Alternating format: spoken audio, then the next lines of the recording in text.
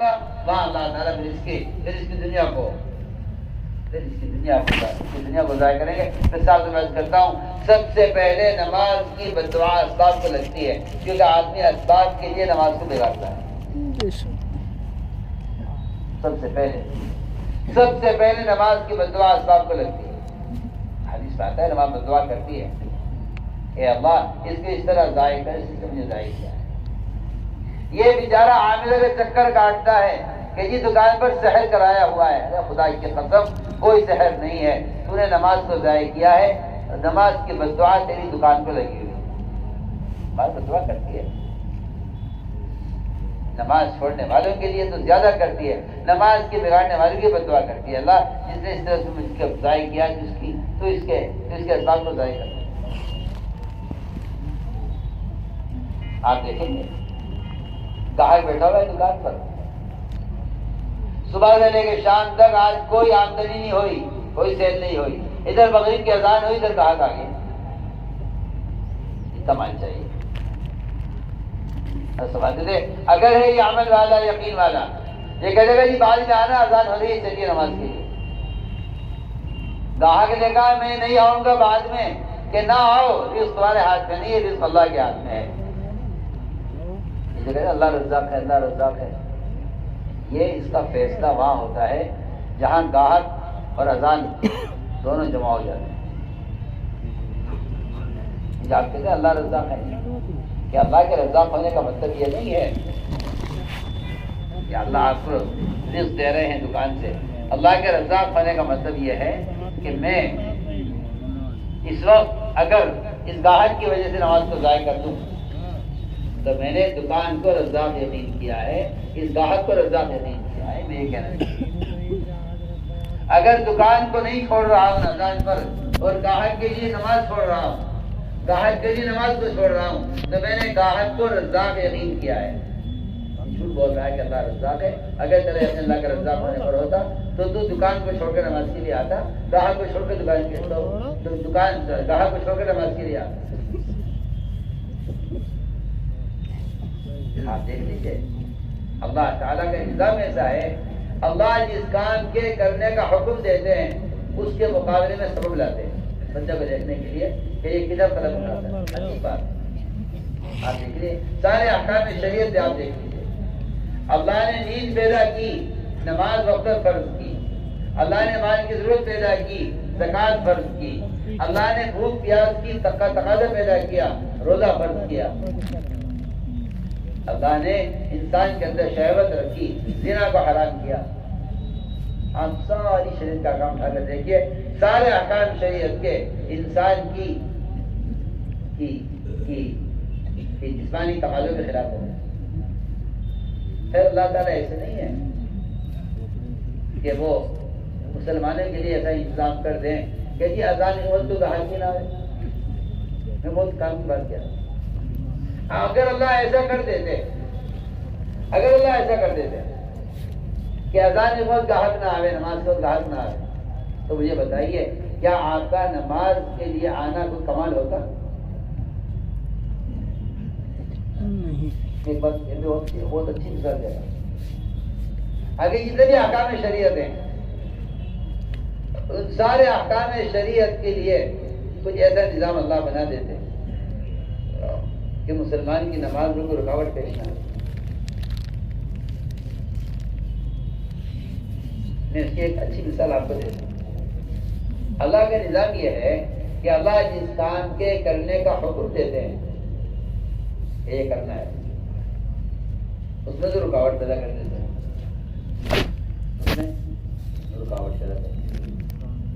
اور جس کام سے اللہ روکتے ہیں کہ یہ نہیں کرنا ہے اس میں سہولت دے دیتے ہیں.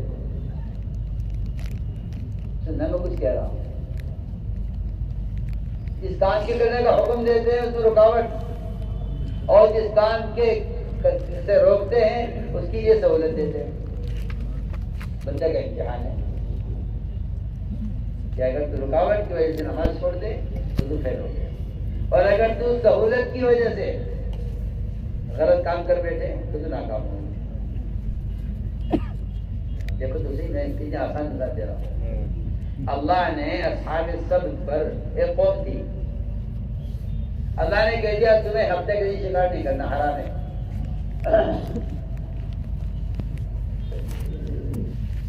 اب شکار اگر ہفتے کے شکار نہیں کرنا تو ساری مچھلیاں اللہ تعالیٰ سمندر کی تہہ میں چھپا دیتے تاکہ شکار نہ کریں، تو کوئی قواعد نہیں لگے کہ آج شکار ہے ہی نہیں، مچھلی ہے ہی نہیں، پانی میں مچھلی نہیں ہے، سب مچھلی سے بیٹھی ہوئی ہے، کوئی مچھلی جال میں نہیں پھنس رہی ہے آج ہفتے کے دن۔ تو بتائیے یہ کہتے کہ ہفتے میں ہمیں شکار کیا ہی نہیں کیونکہ ہفتے کی مچھلی ہوتی نہیں ہے۔ اللہ نے ان کے امتحان کے لیے ساری مچھلیوں کو پانی کے اوپر جمع کر دیا۔ روایت میں آتا ہے اس تفسیر میں کہ پانی نیچے ہوتا تھا، مچھلی اوپر ہوتی ہے، دیکھا شکار کرتے رہتے ہیں، کیونکہ یہ اللہ کے نظام ہے۔ اللہ جس کام کرنے کا حکم دیتے ہیں اس پہ دشواری پیدا کرتے ہیں تاکہ دیکھیں بندہ کیا کوشش کرتا ہے رکاوٹ کے باوجود عمل کرنے کی۔ لیکن ہم تو اتنے پیچھے گئے عمل میں کہ جن کاموں کے کرنے کی ہمیں سہولت ہے ہم وہ بھی نہیں کر رہے۔ اسے میرے دوست اللہ تعالیٰ اپنے بندوں کے عمل کا امتحان لیتے ہیں اور اس امتحان کے اللہ نے اسباب بنائے ہیں۔ لوگ کہتے ہیں کہ اسباب ضرورت کے لیے ہیں، غلط کہتے ہیں، اسباب ضرورت کے لیے نہیں ہیں، اسباب امتحان کے لیے ہیں، اسباب امتحان کے لیے ہیں۔ انا جعلنا ما علی الارض زینۃ لها لنبلوهم ایہم احسن عملا، کہ ہم نے دنیا کو جو بھرا ہے اسباب سے اور زینت کی چیزوں سے، ہم تمہارے عمل کا امتحان لینا چاہتے ہیں۔ سلیمان علیہ السلام کو میں کہہ رہا تھا کہ 100 بیویاں بچے جننے والی تھی، یہاں کا سلیمان علیہ السلام کے سامنے اللہ نے ایسے گھوڑے پیش کیے جو بڑے خوبصورت بہت نادر و نایاب گھوڑے تھے، ان کو دیکھنے میں لگے ادھر اثر پیدا ہو گیا۔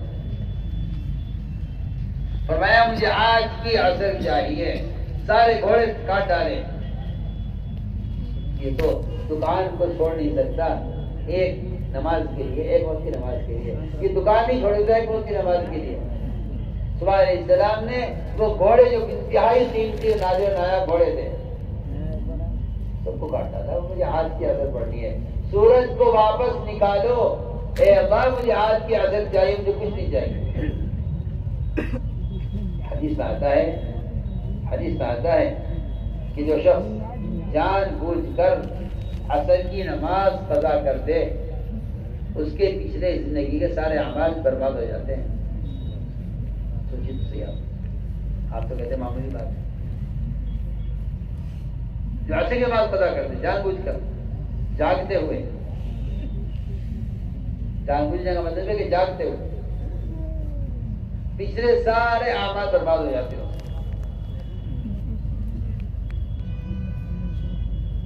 سلیمان علیہ السلام کو آپ سلیمان علیہ السلام نے تو عصر کی نماز قضا ہونے کی وجہ سے گھوڑے کاٹے، حالانکہ گھوڑے تجارت کے لیے نہیں تھے، زینت کے لیے تھے۔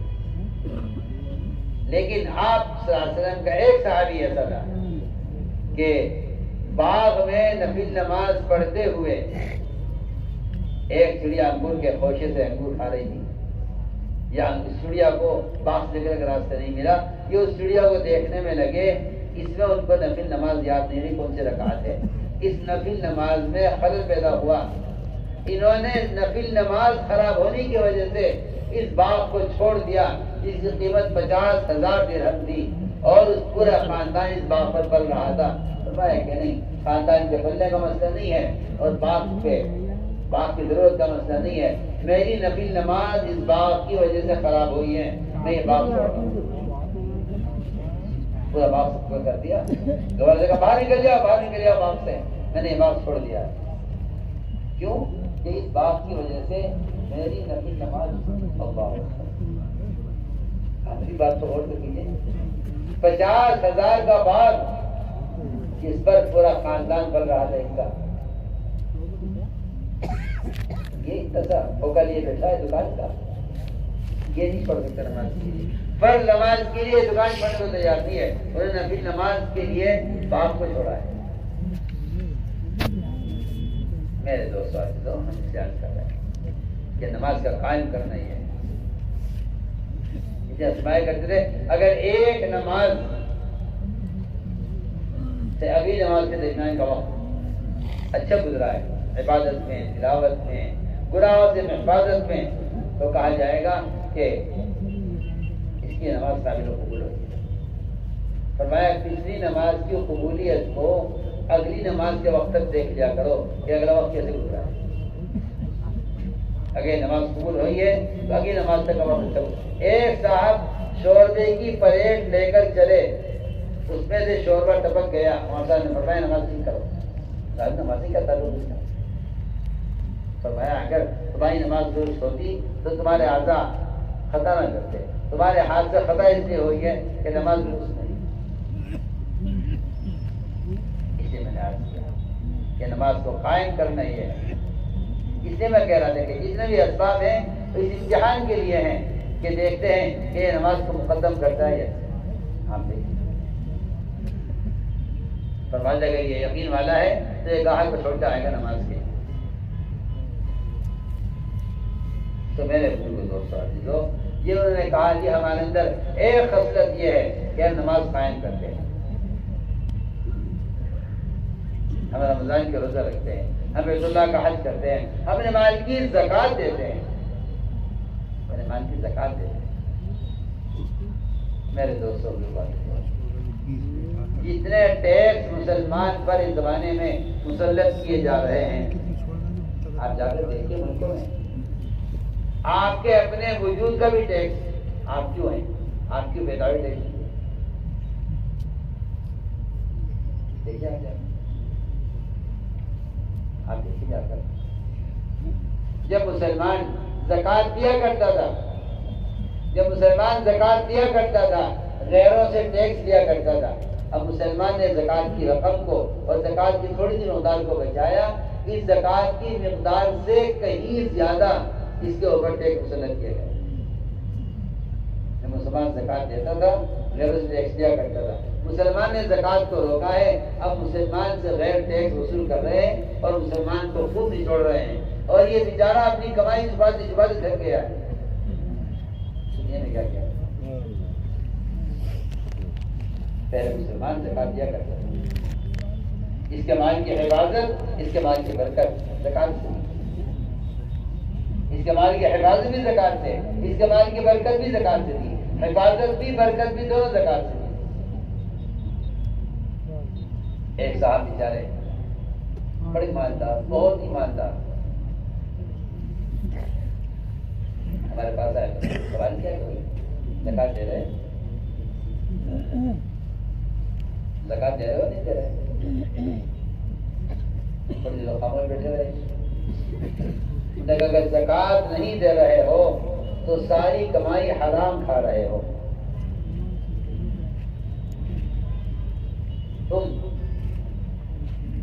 بکرے کو ذبح کیے بغیر اگر زندہ میں سے کھانا شروع کر دو تو تمہارے لیے حرام نہیں کھانا، جب تک اس کو ذبح کر کے اس کا خون نہ بہا۔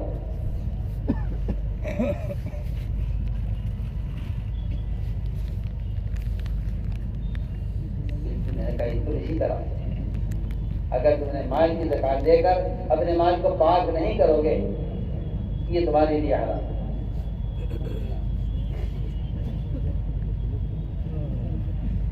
کہنے لگا جی، اور آج کل ہوتے نا لوگ کہ جی آپ دعا کرتے ہیں اللہ مجھے زکوٰۃ دینے کی توفیق دے دے۔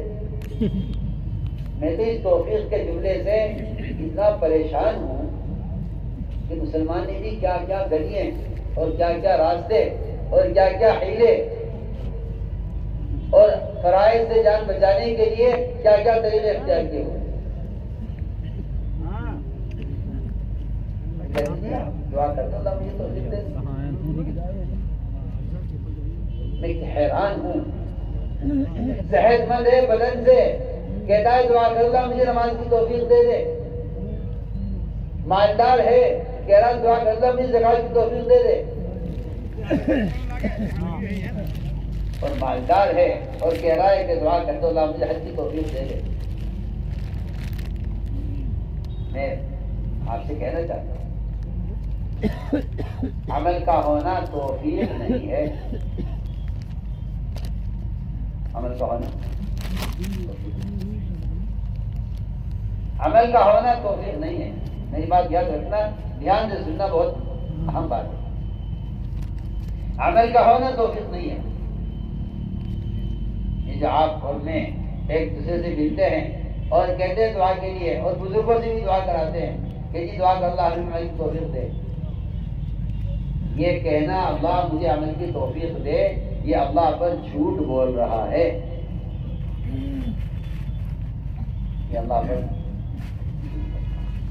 اور یہ جھوٹ سب بول رہے ہیں. میں بہت اہم بات کہہ رہا ہوں, یہ جھوٹ سب بول رہے ہیں.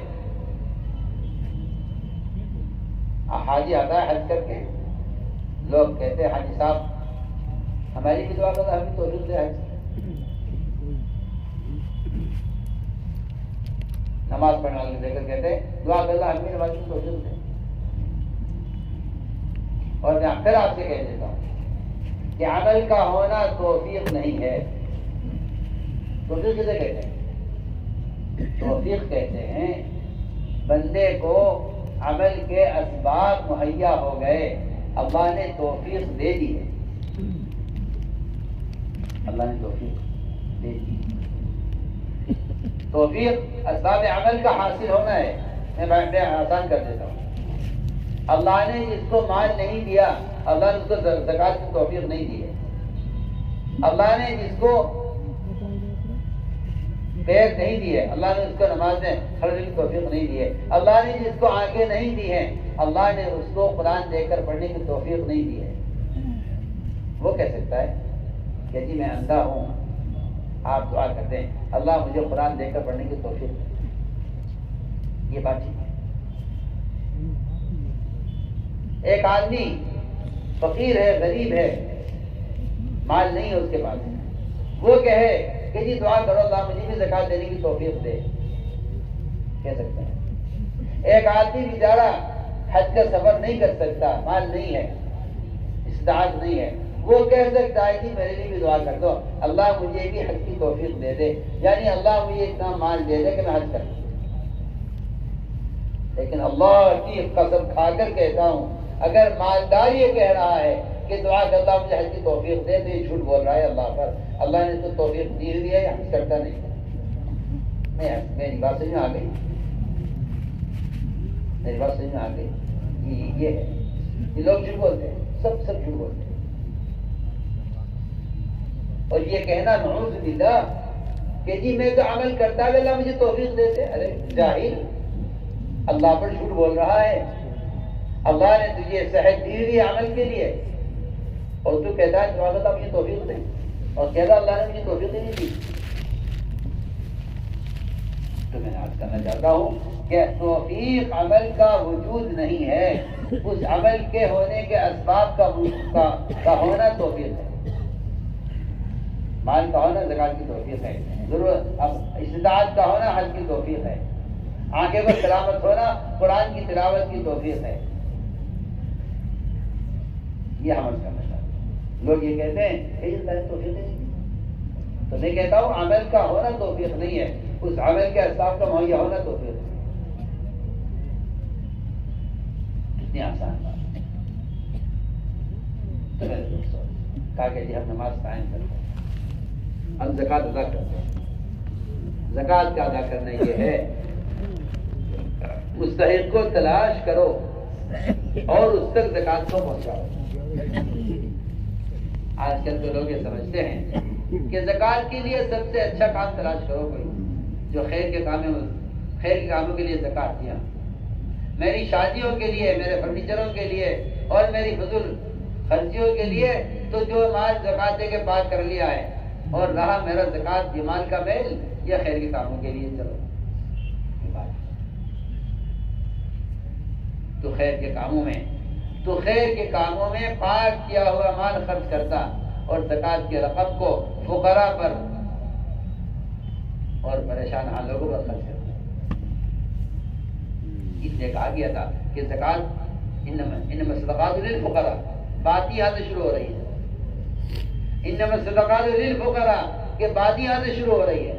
اللہ تعالی نے زکات کے مصارف میں فقراء سے بات شروع کی ہے, الفقراء والمساکین. لیکن میں حیران ہوں کہ لوگ زکات کے کام کے لیے خیر کا کام تلاش کرتے ہیں، اور جو مال زکات دے کے پاک کر لیا ہے اس سے اپنی خواہشات تلاش کرتے ہیں اور اسے گناہ کی کاموں میں خرچ کرتے ہیں۔ عجیب بات ہے، میں آپ سے کیا کہوں کہ جی میرا مال پاک ہو گیا، مجھے چاہوں کرو مسئلہ نہیں، آپ مال میں آزاد نہیں ہیں، آپ مال کے معاملے میں آزاد نہیں ہیں۔ ابو ذر غفاری رضی اللہ عنہ کا یہ مذہب تھا کہ جس مسلمان کے پاس 1 درہم اس کی ضرورت سے زائد ہے وہ قیامت میں تپا کر بدن پر داغ لگایا جائے گا کہ تمہارے پاس 2 درہم تھے اور تمہارا پڑوسی وہ محتاج تھا 1 درہم کا، لہذا تمہارے پاس 1 درہم جو زائد ہے اس سے تمہیں قیامت میں عذاب دیا جائے گا۔ یہ تھا صحابہ کا مزاج۔